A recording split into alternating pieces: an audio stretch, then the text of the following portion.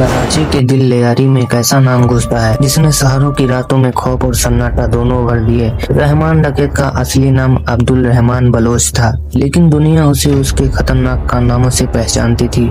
Lyari gang war के सबसे खतरनाक किरदारों में से एक था अब्दुल रहमान बलोच। अपने छोटे से गैंग को कुछ ही सालों में वो बड़े आपराधिक नेटवर्क में बदल दिया। ड्रग्स, हथियार, फिरौती, लूटपाट, मर्डर, चोरी चकारी यही सब करता था। कहा जाता है कि उसके गहरे राजनीतिक रिश्तों ने उसे लंबे समय तक कानून की पकड़ से दूर रखा, लेकिन जितना बड़ा उसका नाम हुआ उतने ही बड़े उसके दुश्मन। आखिरकार साल 2009 में पुलिस मुठभेड़ में रहमान डकैत को अध्याय को हमेशा के लिए खत्म कर दिया गया। तो अगर आपने वीडियो को लाइक नहीं किया, चैनल को सब्सक्राइब नहीं किया तो वीडियो को लाइक करना, चैनल को सब्सक्राइब करना। तो कहानी में वापस लौटते हैं रहमान डकैत के कहानी को लेकर। साल था 1975 का, जगह थी लेयारी, कराची, पाकिस्तान। यही जन्म हुआ सरदार अब्दुल्ला रहमान बलोच की, जिसे पूरी दुनिया बाद में रहमान डकैत के नाम से भी जानने लगी। उसका परिवार पहले से ही अपराधों की दुनिया में बहुत करीब था। पिता और चाचा दोनों पर ड्रग तस्करी और छोटे मोटे अपराधों का आरोप था। यानी माहौल ऐसा था कि बच्चा क्या ही सीखेगा, ये पहले से ही तय था। रहमान ने जिंदगी के सही गलत रास्तों का फैसला बहुत जल्दी ले लिया। कहा जाता है कि 13 साल की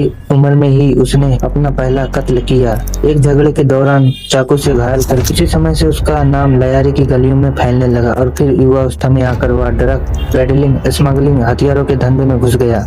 रहमान की सबसे खतरनाक बात यह है कि उस पर अपनी ही मां को मारने का आरोप लगा था। हालांकि यह पूरी तरह कन्फर्म नहीं है, लेकिन कई रिपोर्ट में दावा किया जाता है कि जब वो 19 साल का था तब अपनी मां को जान से मार डाला था। यह उसकी दिल की शक्ति और क्रूरता का सबसे बड़ा सबूत माना जाता है। 90 के दशक के आखिरी में कराची में गैंगवार बहुत तेजी से आगे बढ़ रहे थे। इसी दौरान रहमान ने हाजी लालू गैंग ज्वाइन किया।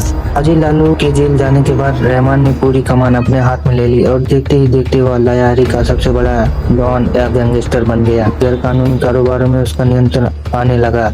लेयारी में बिना उसकी मर्जी के कोई पत्ता भी नहीं हिल सकता था। इतनी पावर, इतना दबदबा बना चुका था वो। पुलिस भी उससे डरती थी। रहमान डकैत की सबसे भयानक बात उसकी क्रूरता थी। कहा जाता है कि वह दुश्मनों के कटे हुए सिर के साथ फुटबॉल खेलता था। वह अपने विरोधियों को ऐसे तरीके से खत्म करता था कि बाकी लोग डर के आगे घुटने टेक दें। इसी वजह से कुछ लोग उसे राक्षस कहते तो कुछ उसे हीरो भी कहते, क्योंकि अपनी गली में कई गरीब बच्चों को दान दिए, शादी भी कराए, कपड़े लत्ते सब कुछ दिया। न वो पूरी तरह क्रूर था, न वो पूरी तरह हीरो था। इस पे कहना थोड़ा मुश्किल होगा। उसका सबसे बड़ा दुश्मन था अरशद पप्पू। दोनों गैंगों ने मिलकर लेयारी को युद्ध भूमि बना डाला।